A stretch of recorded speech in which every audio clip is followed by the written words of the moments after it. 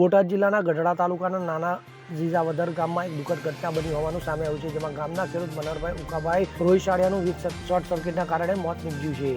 મનહરભાઈ પોતાની વાડીમાં પાણી પાવા માટે ગયા હતા, ત્યારે જેઓ ઇલેક્ટ્રિક મોટર બંધ કરવાનો પ્રયાસ કર્યો ત્યારે અચાનક વીજ શોર્ટ સર્કિટ થતાં તેમનું ઘટના સ્થળે જ મોત નીપજ્યું હતું. આ દુઃખદ ઘટનાની જાણ થતાં જ મૃતકના પરિવારજનો તાત્કાલિક વાડીએ પહોંચ્યા હતા, તો મૃતદેહને પોસ્ટમોર્ટમ માટે ગઢડા હોસ્પિટલ ખાતે ખસેડવામાં આવ્યો હતો.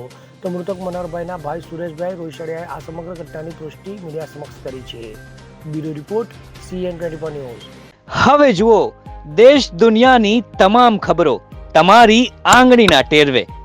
ઉઠાવો મોબાઈલ અને Google Play Store પરથી ડાઉનલોડ કરો અમારી CN24 ન્યૂઝ મોબાઈલ એપ.